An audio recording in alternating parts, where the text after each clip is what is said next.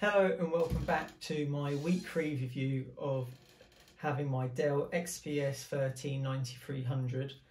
So week 3, it's another week on since my last video roughly, so I thought I'd just let you know what I've found in that time since I've been using a bit more and I've been taking it out and about, etc. So I will just talk you through that. I'll also reply to some of your comments that you've left on some of my other videos, so I'll address those as well.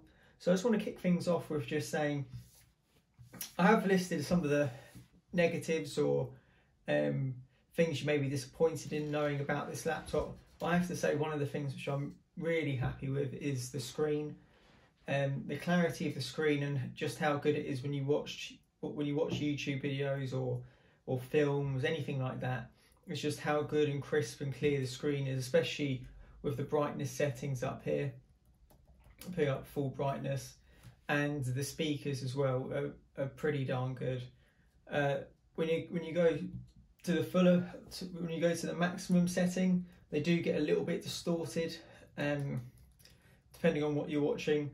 But for the most part, if you keep it around the 60 to 70 mark, they're really super crisp and really clear. And truthfully, at that point, it's as loud as you probably would need it, to be honest, when watching something. So I just really wanted to say that the screen is just really fantastic. And although touchscreen may not be for everyone, it is just super useful when you're scrolling through Auto Trader, perhaps looking at cars or just through websites and you're flicking through. It is really useful. And with the pen up icon up here, it allows you to annotate pages, draw on the page, save the image and email it straight away, which of course is available on other models, but it just is a handy feature to have with a touchscreen. Another thing I want to touch on is the battery life. I do think I had one question about that. How long does it take to charge? Well, I'd say for a full charge, it would take roughly maybe just over an hour 15 maybe to fully charge this battery. I do notice in the last, because it's charging at the moment actually, the last 10% is saying it takes 18 minutes here, and not sure how true those 18 minutes are. I haven't actually timed it, but it does seem to take a little while longer to charge the remaining 10% to get it right up to its maximum capacity. So I just wanted to touch on the battery and let you guys know about that. And also something I've had in the comments quite a bit is about the fan noise. I can go into the settings, go to quiet mode, underperform the laptop, all this sort of stuff, which is true. You can do that, I completely accept it, but I'm just giving you guys a review as a consumer who just wants to take it out of the box and use it as it is and not have to fiddle and change things and bits like that, because I've spent enough money as it is. I want it to be as good as it can be. I just want to be able to get on and use it for my work purpose without having to faff about with it and try and change elements of it. But accepted, that is something that you will have to do. Have I changed the fan noise setting? No, I haven't actually, not yet. Sometimes it does spin up and it is somewhat irritating when it spins up for a long time. But to be honest, just get on with it, got things to do. So I don't dwell on it too much. So that aside, the other thing I do want to touch on, which I've actually discovered, which is new this week, is if you've ever, I'll just unplug it here for a moment off the screen. If you ever walk about your house or your office and you hold your laptop like this and say, hey, come look at this, and you go to click on something, obviously the touchpad works, but you go to click on something and the click button is actually disengaged. So I can't actually click this link. So if I put it back down, so it stopped highlighting, I'll hover over it now. Oops. I'll hover over it there. I'll pick it up and I'll try and click the link where you'd normally click it, just anywhere, you know, do something. And that is because of the chassis flex in the base of this Dell XPS 13. Disengages the click part here, so therefore you can't actually go down and click the button. So just something to bear in mind. This isn't as rigid as perhaps they say in the adverts with the carbon fibre and and the metal surround and all of that. There is a little bit of flex, especially if you hold it in one hand. I'm sure many people go around and say, hey, do you want to have a look at this, and click. It's lucky, I guess, that in this case I've got a touch screen, so it's not that big a deal. But you know, many people do hold their laptop like this, and I don't think I'm alone in saying that. So that's just something to bear in mind, which I've found as a new thing I've come across this week, that doesn't always work when you're holding it up in one hand to show perhaps someone something on your computer screen.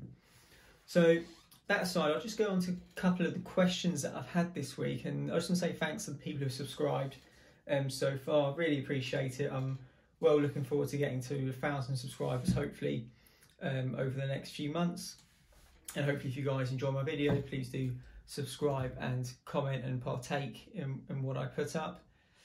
So, and a few comments. Somebody's asked about, could I do some benchmarks on the Dell XPS?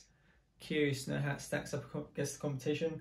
Well, to be honest, I'm not in a position to say what's good and what's bad. I'm just giving you the facts. I don't know how to do it. I'm not a full tech person. I'm just a consumer who likes a nice bit of tech, to be honest, and just giving you my honest thoughts and opinions and feedback on that, and just to present you the facts to decide what you think is best for yourself from what I say, possibly. So in that case, unfortunately, I won't be able to do that for you. I do apologise, but you're probably best off watching some other YouTubers who are more into that side of looking at the laptop. So someone also did mention and ask about my monitor here. I'll just plug it back in. They asked if it's possible to be wall mounted. I've looked at the back and the answer is no, it can't be wall mounted. I think in that case, if you want a wall mounted monitor, obviously go for one of those, or most TVs have an HDMI and you can plug in that way if your laptop supports that port, and you can use it as a second screen that way and have an HD TV as a second monitor perhaps. It depends on what you're looking to do essentially. So that answers, hope that answers that for you there. Just reading through a couple other people's comments. Someone's asked, do I notice a lot of issues with blurry apps when you dual screen with different scaling resolutions? So apologies, you may not be able to see it when I open the start bar here, but blurriness and all of that doesn't exist. It's all crisp, super crisp on the monitor, super crisp on my Dell XPS 13 laptop. So no complaints there, and it's a great image all round. So I hope that answers that for you. If I attach speakers and a mouse to the monitor, does the laptop automatically recognise it without changing settings? Well, the honest answer is I haven't attached a mouse because I use the trackpad here, so I don't know. And speaker-wise, I actually find the laptop speakers to be perfectly good enough for my needs. I'm not into music editing or film making or whatever you might do media wise, which requires good speakers and sound. So for the purposes of what this laptop is and who it's aimed for, it meets my needs perfectly as a working person who needs to conduct their business and day-to-day work at home and in the office. So unfortunately that's the extent of my knowledge on that question. So just having a scroll through, see what else I need to answer for you guys. Hopefully I've covered most of them now. And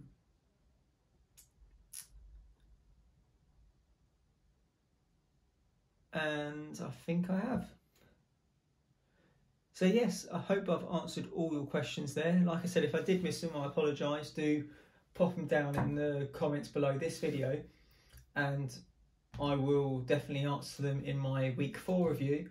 And having a month with this laptop, using it every day essentially for work and, you know, relaxing and watching things socially and YouTube and all this stuff, as anybody else would. Hopefully I can provide you guys a well-rounded review, give you a roundup and a recap of what I've experienced in this month to date, including the slightly not so great start and having to send back my first Dell XPS 13 laptop back, which, by the way, if you want to save money on this laptop, go check out my first video. I do truly believe that no one else has told you what I've told you in that video, and hopefully you find it helpful, and it does save you money, because I was going to buy this laptop anyway, ended up saving what I consider a considerable amount of cash to put towards accessories and other things. So therefore it's well worth having a watch, and if you're in the market for one of these, getting to know how to get that deal. So that rounds up the video for today. Thanks for watching, thanks for listening. Any comments, put them below. Like always, I read them all and I'll try and answer them all for you. So until next time, I'll catch you then. Cheers.